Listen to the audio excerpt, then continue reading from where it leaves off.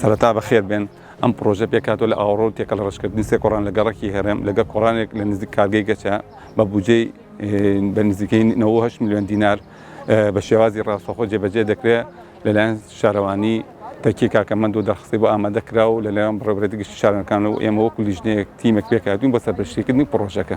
ماوەی پرۆژەکە 90 ڕۆژیان بۆ دانراوە لە بەرەی تەنفیز باشتر 90 ڕۆژمان بۆ دانراوە. درێژی پرۆژەکە نزیکی بە 1000 مەتر توڵمان هەیە ئاوەڕێی و لێی لە تیرە جیاواز لە 30 سانتیم و 40 سانتیم خزمەتێکی زۆر بەم گەڕەکە کە ماوەیەکی زۆرە بێ ئاوەڕۆن ئەم کۆڵانانە ئەتوانێت سوودی لێ وەرگن لە حاڵی حاضر کە خەڵکیشی تیان نیشتەجێ و چەند بلۆکێکە جیا کراوەتەوە سوودێکی زۆر بەم ناوچە گەێنە کە ئەتوانی ئاوەڕۆ لە ڕووی تەندروستیەوە سوودێکی زۆرە گەێنە بەم مەنتیقە و سیمایەکی شارستانی زیاترە بەخشێ بە خەڵکی ئەم ناوچەیە.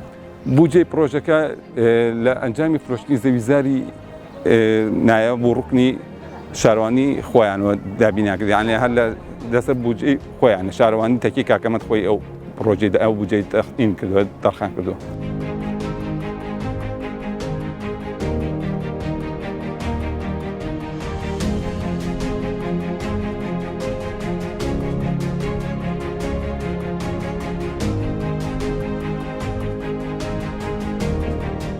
من کاردوە قادر مەحموود ئەندازیاری پێگەی پرۆژەی ئاوەڕۆ و تێکەڵەی ناوچەی پیشەسازی تەشیە ئەەکەم.